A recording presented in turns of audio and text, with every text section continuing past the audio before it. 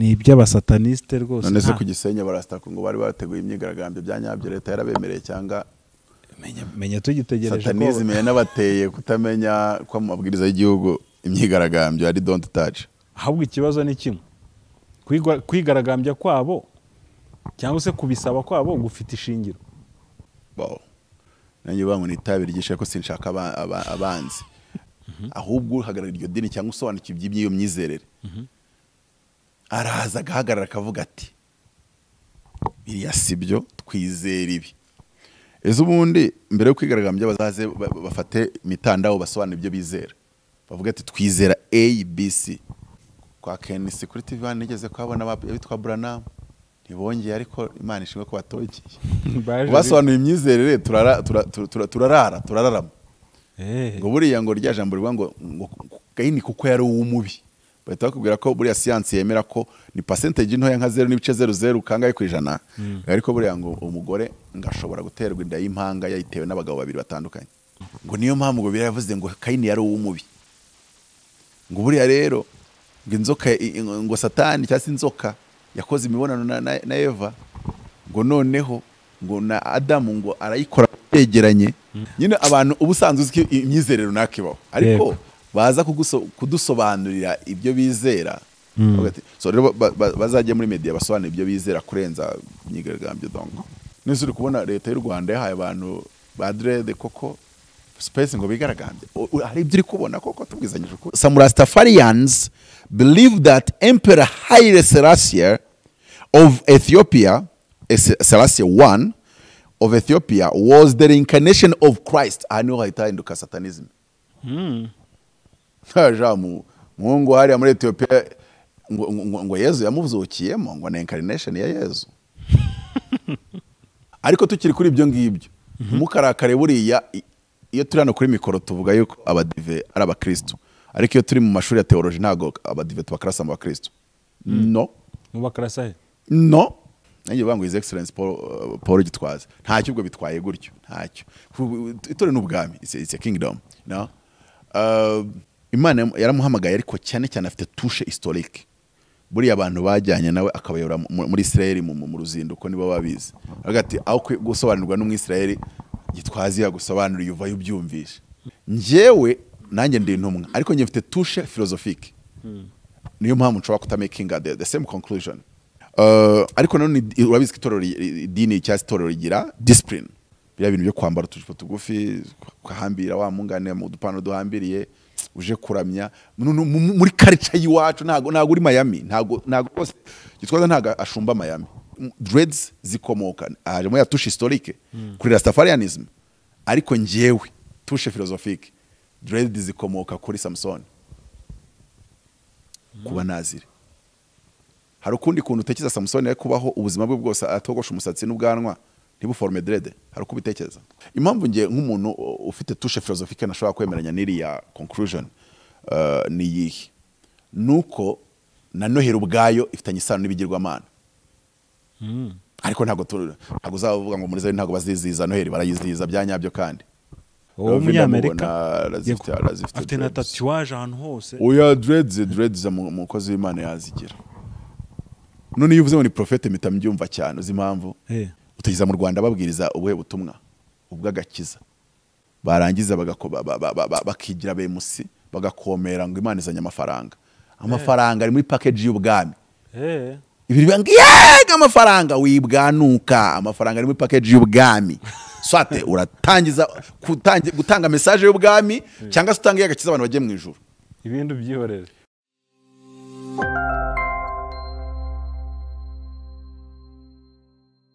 Yes, reka nanjye ngusuza dukurikiye ku ISEZERANO TV. Nibyacu bakomeye cyane kubugarutse kuba natwe mwanya nk'uyu nguyu. Ndagusuje kandi ngushimira ko wahisemo iyi channel. Kuri kamera kandi sinige nyine ndi kumwe na Professor Apotre Mutabazi. Nishimiye ko njya kwakira Apotre. Ya murakoze kunyakira. Meze neza. Ya namoro tashimana. Yego. Muri iyi minsi umugabo bita Apotre Gitwaza bamumereye nabi kubera ngo ibintu arimo gutangaza. Aherutse kuvuga ati ibintu by'abarasta ni iby'abasataniste rwose. None se ku Gisenyi ABARASITA ngo bari bateguye imyigaragambyo byanyabyo leta yarabemereye cyangwa menya tugitegereje ko satanisme yanabateye kutamenya kwa mabwiriza y'igihugu imyigaragambyo ari don't touch. ariko bashobora kuba ariko bisaba kuyisaba buriya nabo barabisabye kature ko bazemererwa. Ahubwo ikibazo ni kimwe, kwigaragambya kwabo cyangwa se kubisaba kwabo gufite ishingiro.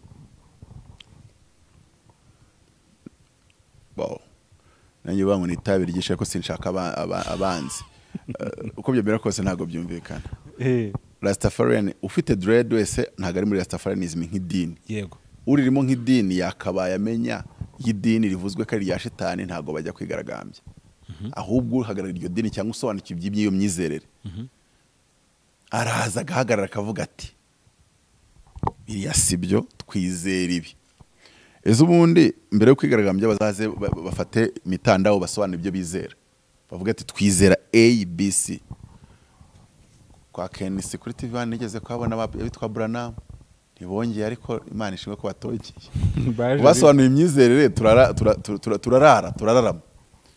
Ngo buriya ngo rya jambo rivuga ngo kandi kuko yari uwumubi.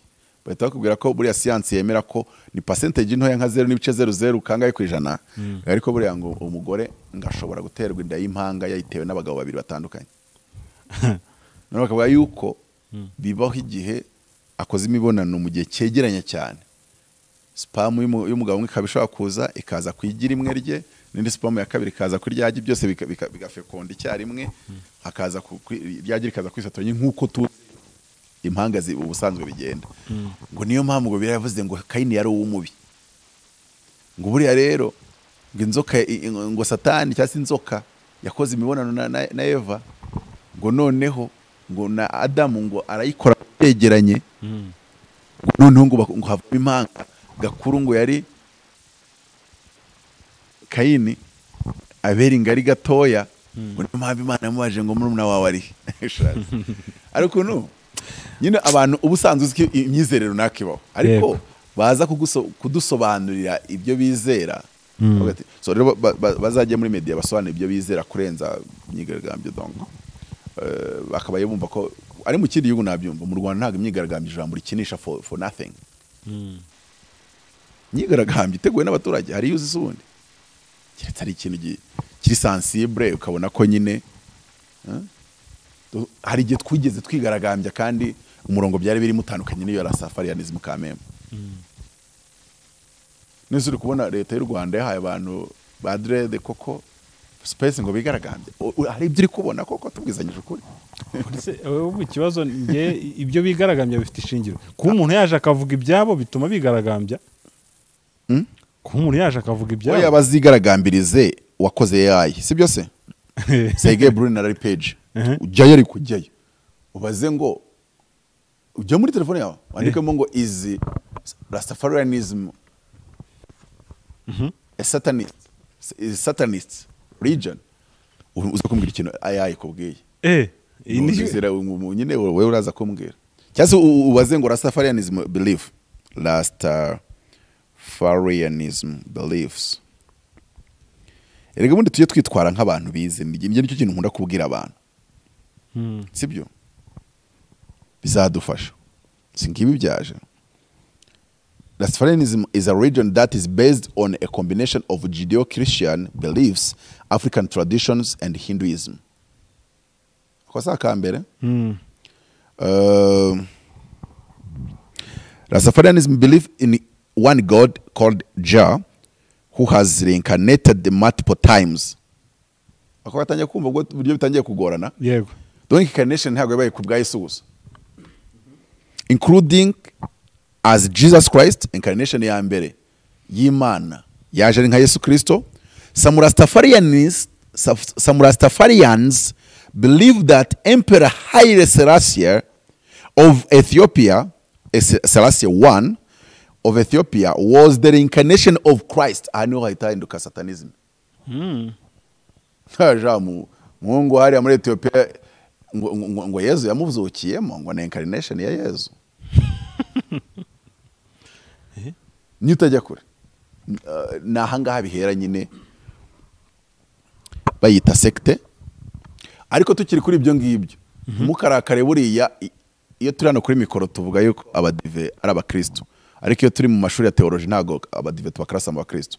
no mu bakarasa he no bemerera mu isabato eh ni nkuko wenda idini yawe bavuga ngo kugira ngo umuntu abone agakiza agomba gukebwa twahita tujyana mu bagaratiya mwabagaratiya mwe b'abapapa ninde wabaroze twahita tugusiba mu bakristo no academically buriya ntago abadive tubakarasa ahubwo tubegereza muri judaisme buriya kuko banze kurekura ikintu cya judaisme cyitwa isabato ariko iyo twageze kuri papete turabyoroshye ariko iyo ugiye muri scholars academician turavuga icyo kintu ntago cyatuma tubakarasa kugakiza kabanirwa muri Kristo ntago muri Kristo kongera isabato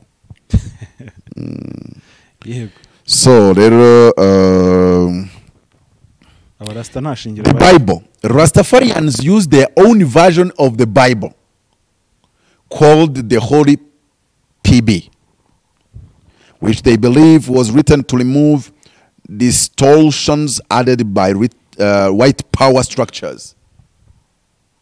Kabaye urumva kata kunyana kaba ngenda nyine wumva ibintu ndi kusomane nawe uhuze nyine uragira ngo intumwa y'Imana gitwaza ibivuge hiki nese abifata avuga ati ibyo bintu nta okay nubwo harimo nyine angle nyinshi precisement nge ntago nabuza abantu bafite dreads gukorera umurimo w'Imana hari n'abaposto b'inshuti zanjye bafite dreads ibyo nta n'ikibazo kibiri kirimo kuko ngewe urabona nanjye bango his excellence Paul Gitwaza ntacyo ubwo bitwaye gutyo ntacyo itore n'ubwami it's a kingdom no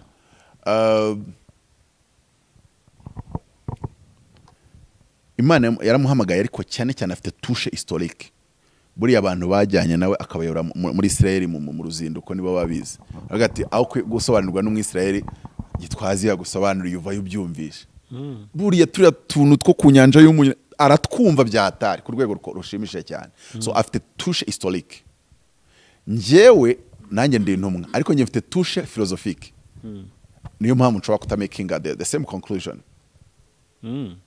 nawe ariko none urabizi itorero idini cyangwa itorero rigira discipline zishobora kuba zifite ibyo shingiro kandi birumvikana bya bintu byo kwambara utujipo tugufi kwahambira wa mungane mu dupano duhambiriye uje kuramya muri culture yiwacu ntago uri Miami ntago rwose Gitwaza ntago ashumba Miami n'ahantu ashumba hanze y'u Rwanda kesho usanga hariyo n'ubundi abiminembwe pour dire que there is a certain culture context wibyirengagiza ikindi rya jambo yarivuze ariko uruhimbi rwo muri Zion wibyirengagiza ntago ari ku mpimbi zose ntabwo yari yaje gukora ikiganiro wenda kwa kundigeze kugikora na nuza kuri RBA ntago ari hari wari kwibwirira abantu ashumbye hano ntidutwara ibintu gutya ibintu ntitubyemera gutya na gutya none gusa ageze kuri dreads aravuga ati dreads zikomoka ajemo ya touche historique kuri Rastafarianism ariko njewe touche philosophique dreads zikomoka kuri Samson kuba nazire hari ukundi kuntu utekereza Samson yari kubaho ubuzima bwe bwose atogosha umusatsi n'ubwanwa ntibuforme dread hari ukubitekereza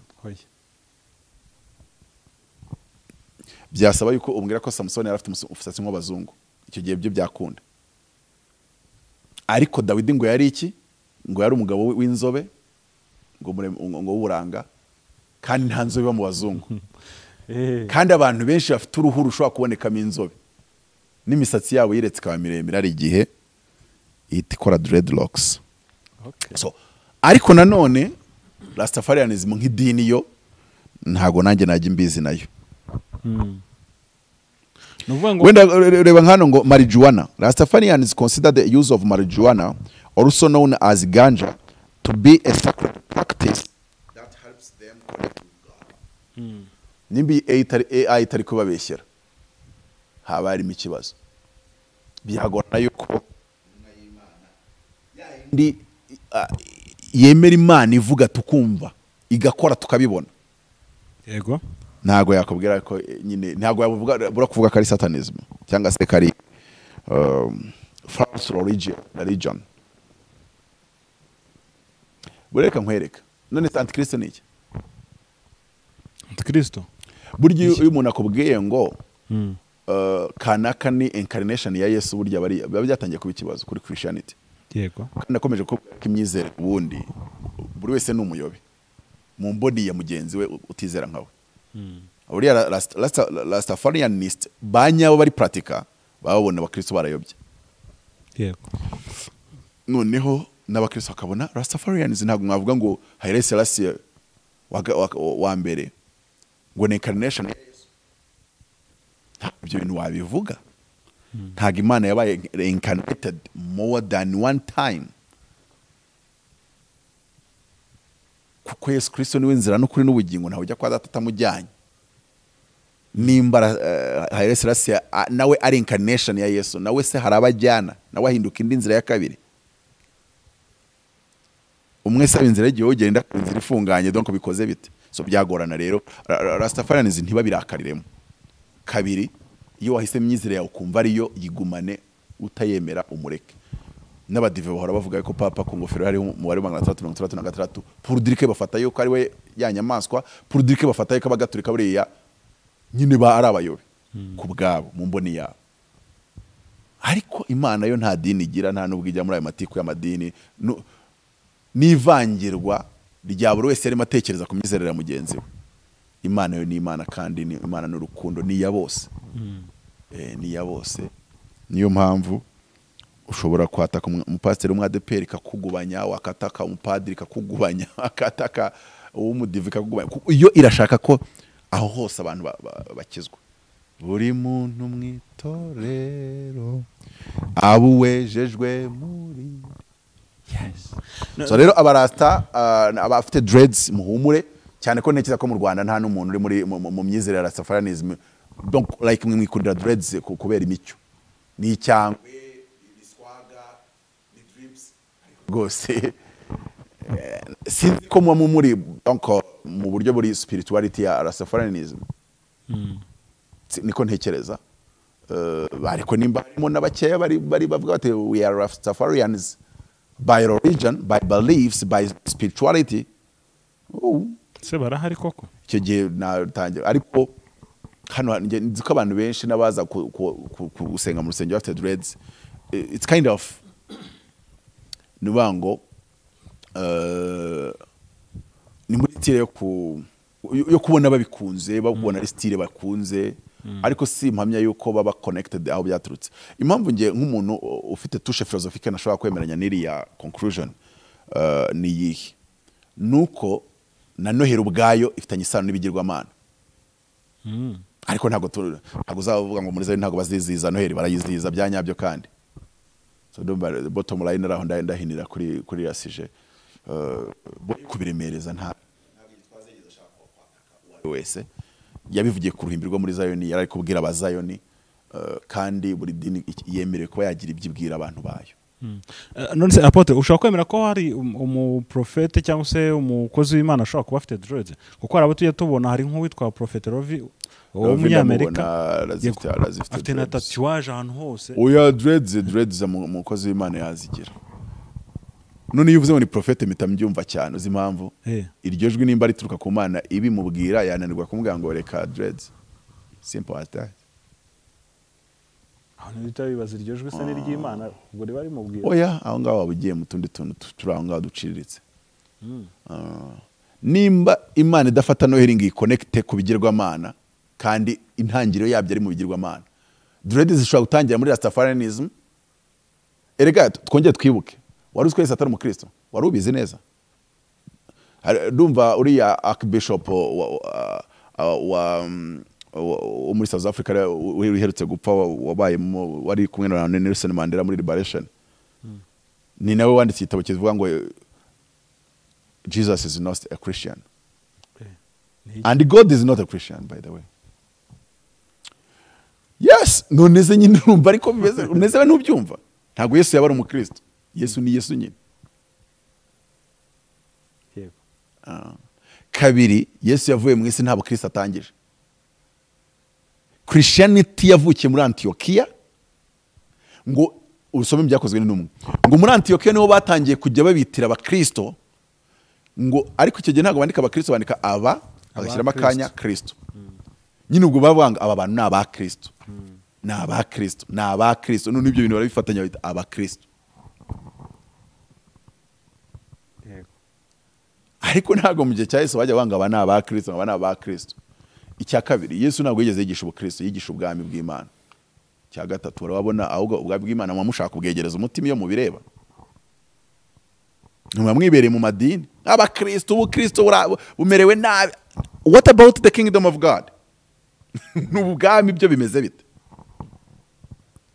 Ubukristo burwana intambara na Rastafarianism. Uteza ko ngiye mu bwami nshobora kujya kurwana na Madrid? For what? I preach you the kingdom message. Once you are in the kingdom, we know what to do. So rero aho ngaho wenda ntago nshatse kuharenga kuri ibyo. Ariko nyine Yesu ntago yari umukristo ku buryo byaba intambara y'agatangaza. Yesu yari umwami kandi ari umwami mu bwami bw'Imana. Aravuga ngo ubwami bw'Imana buri hagati muri mwebwe. Ntabwo yavuze ngo ubukristo buri hagati muri mwebwe. So ntabwo rero twakabaye nta nubwo ariko mvuze ngo ubukristo buveho. Iyo umuntu akunda gukoresha ijambo ubukristo cyane akarishyiramo imbaraga, mba numva ari gufata the first message of two messages apostles was preaching. Intumwa zabwirizaga ubutumwa bubiri. Uzubisome mu byakozwe n'intumwa ngo babwirizaga ubutumwa bwa Kristo n'ubwo bwami. Babwirizaga ubutumwa bw'agakiza n'ubutumwa bw'ubwami. The message of salvation and the message of the kingdom ni message ebyiri zitandukanye. Utegiza mu Rwanda babwiriza ubuhe butumwa? Ubw'agakiza. Yego? Yego. Barangiza bakigira bemusi bagakomera ngo Imana izanye amafaranga. Amafaranga ari muri package y'ubwami. Ibiri banga yega amafaranga wibwanuka, amafaranga ari muri package y'ubwami. Swate uratangiza gutanga message y'ubwami cyangwa se utanga y'agakiza abantu bagiye mu ijuru. Ibintu byihorere. Reka mwereke uburyo bitandukanye. Iyo umuntu avuga message y'agakiza, avuga imbabazi z'Imana n'urukundo rw'Imana, ubugingo buhoraho. Ariko iyo tuvuga ubwami, turavuga ngo tugomba ntago bavuga ngo ibyo kujya mu ijuru muretse. Let's have dominion over the cosmos. Tugomba kugira ubutware. Uzi cosmos iyo wanditse muri Google ikintu nakubwira, cosmos it is the governing systems of the world. Cosmos ni ijambo ry'Igiheburayo risobanura the governing systems of the world. So muri Kristo Yesu iyo ubwami bwaje tugira dominion, tugira ubutware over the cosmos, over the governing systems of the world. Ariko nyine ubwo butumwa ntago abantu baba babwirije, ahubwo baravuga amafaranga. No, amafaranga ari mu mbago z'ubwami, ari mu mbago za dominion. Mubyare, mwororoke, mwuzurisi, mwimenyereze ibirimo kandi mubitegeke. Be fruitful, multiply, replenish the earth, subdue it and have dominion. Itangiriro igice cya 26. Turangije abanyedini abo butumwa ngo bw'agakiza bashaka kwinjira mu butumwa bw'ubwami bata kwitera amata y'itazi no kuyatokora. Ahubwo bahita bavuga ngo mubyare mwororoke, ngo ubwo ngo nyefite 12 injije gusa. Ubu ufite se ubugari bwo kubagaburira? Oya, Bizimana. Ufite amafaranga yo kubajyana se kwiga mu ishuri ryiza? Oya. Ukize mwana w'umujene ukeze ukeneye kujya MIT, nakanura amaso. Nategereza kompasiyo. Njeje gusa. Mubyare mwororoke byari bigamije message ivuga ngo kugira ngo mutegeke isi. None kuzikutana tegetse ubuzima bwawe. Ariko ngo turi kuvuga gutegeka Ikinyarwanda ni ururimi nkene, ubundi mu Cyongereza bavuga dominion. You know that you don't have dominion whatsoever. Why? Multiply. Ntabwo message ari muzurisi. Imana yaremye isi, ifata agace gato k'isi ikagira ingobyi ya Eden, the garden. Wabizi gutandukanya ubustani n'igihuru? Ubustani n'igihuru? The garden and the bush. Bitandukanye ku kintu kimwe gusa, order. Niyo mpamvu Imana ntago iguha amafaranga uyisabye, iguha amafaranga ushoboye kujera. Yes. Niyo mpamvu ntago umuntu uyoboye akagari kakamunanira yasenga Imana ngumugire president. Niyo yakora iminsi 3,000,000 yo kwiyiriza atarya tanywa. Ahubwo Imana yamucisha ubusama agapfa kagenda. Kuko iri kubona umuntu udashoboye kujera akagari uri gusaba ngo nimuhe kugira kuba president. ntabwo Imana yabikora. God cannot give you what you cannot manage. Kuko Imana izira. Ariyo mpamvu mbere yo kugira ngo abapasiteri bababwirize gutanga icya 10 n'amaturo n'iry'umuhanuzi n'igitambo n'ibyo kwishinganisha uko byameze ko bisindwanya ituro, nabanza kwigisha saving. Kuko Imana ibonye umuntu udasave utiziganya byanditse mu migani, unakwinjira mu mugani urumva buryo message yatandukanye niyo mu idini. Byanditse mu migani igice cya 21 umurongo wa 17 ugasimbuka afite 21. Haravuga ngo he who loves pleasure will never be rich. Wine and rixley are not the way to riches. Ngo umuntu ukunda ibinezeza ngo ntagazigera bumukire, ngo inzoga cyangwa se vino. Reka mpagusomera. Soma. Ukunda kuba inkora nandi ukoresha living bible nkagira mu Kinyarwanda. Ukunda kuba inkora bishungo, inkora bishungo azaba umukene. Ukunda vino n'amavuta ya elayo ntabwo azaba umutunzi. Ukunda vino n'amavuta na elayo ntabwo azaba umutunzi. Ariko muri living bible baravuga ngo wine and rixley are not the way to riches. Rixley ni iki? Iyo Cristiano Elon Musk umaze kugira miliyari 400 z'amadolari agenze mu modoka ya miliyari y'amadolari ntabwo yaba ari Rixley kuri. Ntabwo ari Rixley rwose. Rixley ni igihe utangiye gufata ikintu gihenze kuri level yawe, igisa nkaho kirenze ubushobozi bwawe. Yego. Wine urabizi ko ituma abantu mu mutwe nyine byigira gutya. Kuba ufite ibitekerezo bidafite order. Nyine ubundi wine ituma mu bwonko yajyamo igihuru. Na garden ivamo akajyamo igihuru. Noneho urumva ko it's not the way to riches, bivuze ngo muri bibiri y'ubwaho harimo inzira igana ku bukire, sibyo? Nimba bivuze ngo this is not the way to riches, biravuze ngo n'ahandi ivuga ngo this is the way to riches. Yego simukufata 20 urebe. Mu rugo rw'umunyabwenge hari ubutunzi bw'igiciro cyinshi n'amavuta ya elayo, ariko umupfapfa we abipfusha ubusa akabimaraho. Umukondo living bible ivuga ngo a wise man saves for the future, but a foolish man spends whatever he gets. Umuntu wese amafaranga akorera ayakoresha yose akayamara buri kwezi, nta investment yakoze. Bibiri mwita umupfapfa. Ntago Imana yamugira umukire. Gusenga no kwiriza ntacyo bihindura, uzahabwa kuvuga indimi. Ntago kwiriza bizana amafaranga, bizana kuvuga indimi no kwerekwa. Ariko reka icyo mbe ngisimbutse. Ariko nyine ibyanditswe donc ubukristo bwaje icyo kintu nyine cy'idini bahera mu butumwa bw'agakiza, ubwo bwami bwo wagira ngo ari bazabwiga babugeze mu ubwo bwami. Ubutumwa bw'ubwami ni ikibazo, ntago buhari mu bantu. Niyo mpamvu usanga nyine ibibazo byarabaye ingutu. Yego. Ubundi abakristo buzuye umwuka wera bakaye batunze amafaranga 90% ari mu isi, 10% risigaye kagabana abapagani bose basigaye. None ikibazo ko ubwami nuko bukora, ko ari bo bakennye se. Ubwami nuko bukora, ntago ushobora kugira dominion udafite amafaranga.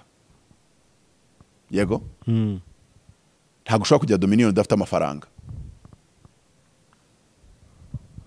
Ubwami rero ugomba kumetriza ibintu bibiri by'ingenzi nako bitatu. Ugomba kumetriza filozofi y'abanyagihugu, bagatekereza uko wowe wabahaye gutekereza. The culture, ikintu gikomeye mu bwami, ikintu gikomeye mu idini ni imigenzo, rituals. Ikintu gikomeye mu bwami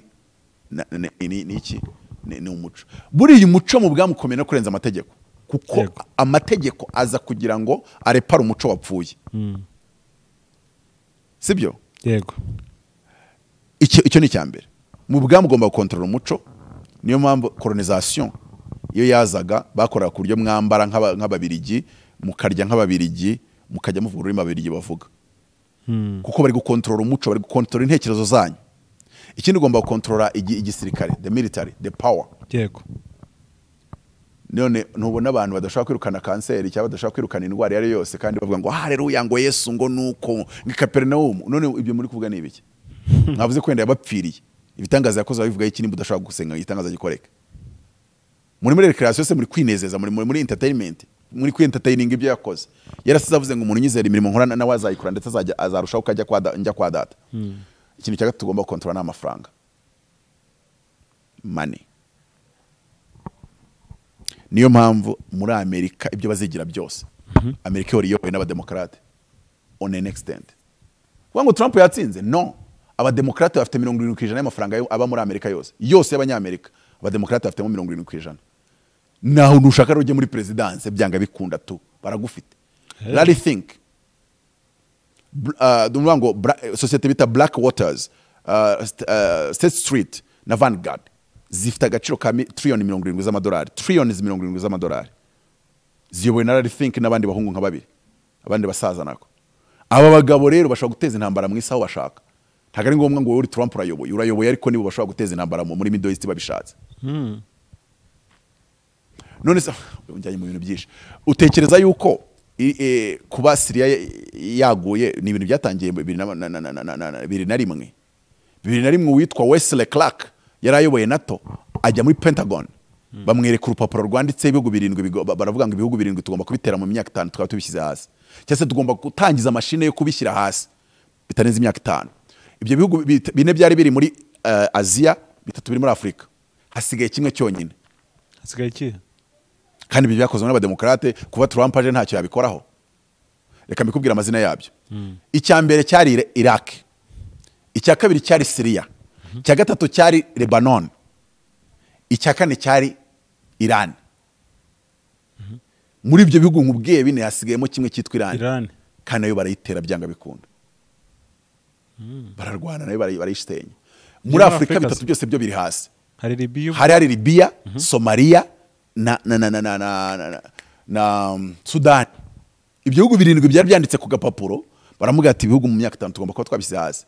Ko Netanyahu yari yaje arababwira ngo kurwanya iterabwoba twe tubanye nabyo hari muri Middle East ntago urwanya umuterabwoba. Mwikurikira Saddam Ben Laden. Kubita igihugu kimucumbikira ugisambura ugisenye bya burundu kandi byiteka ryose. Buri uzarebe Somalia ntizongera kuba igihugu, Libya ntizongera kuba igihugu, Sudan ntizongera kuba igihugu. Ari mu basilamu ari mu bakristo ngo babiciyemo kabiri n'ubundi bahora bemveka. Dagaro Burani baba bari twagiye. Syria bura ntizongera kuba igihugu. Iraq ntiyongeye kuba igihugu. Lebanon uretse kuba barinzwe gusa n'uriya mutwe wa Hezbollah. Yego. Lebanon wakuye muri Hezbollah ntago ari igihugu. Ubwo rero the next is Iran. Reka turebe ko bizabahira. Twaganiye ariko twaganiye ibindi nawe. Yego. Reka twikomereza ibindi nkuko binsabye.